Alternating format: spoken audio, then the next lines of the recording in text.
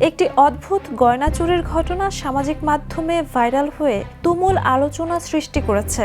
ভিডিওটিতে দেখা যায় একটি বোরখা পরিহিত নারী এক জুয়েলারির দোকানে প্রবেশ করেছেন এবং সোনার নেকলেস নিয়ে বন্দুক দেখিয়ে দৌড়ে পালিয়ে যাচ্ছেন।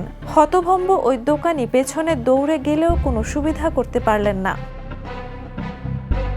জানা গেছে ওই মহিলার সঙ্গে ছিলেন একজন পুরুষ সহযোগী। তারা চুরি করা মালামাল নিয়ে বাইকে চেপে দ্রুত পালিয়ে যান। চুরি করা ওই নেকলেসের মূল্য প্রায় 4 লাখ টাকা।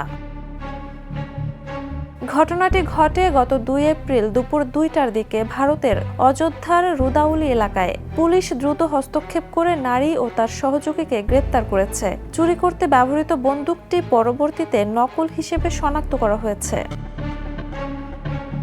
এই ঘটনার ভিডিও ঘিরে সামাজিক মাধ্যম তোলপাড়। অনেকে সতর্ক করেছেন যে মুখ ঢেকে রাখার সুবিধা অপরাধীদের জন্য সুযোগ তৈরি করে, বিশেষ করে উচ্চ মূল্যের দোকানগুলোতে। অনেক সামাজিক মাধ্যম ব্যবহারকারী এখন এই ধরনের দোকানে বোরখা বা মুখোশে প্রবেশ সীমিত করার দাবিও তুলেছেন, যাতে জনসাধারণ ও দোকানদার উভয়ের নিরাপত্তা নিশ্চিত করা যায়। Jhuma Mridha, the news.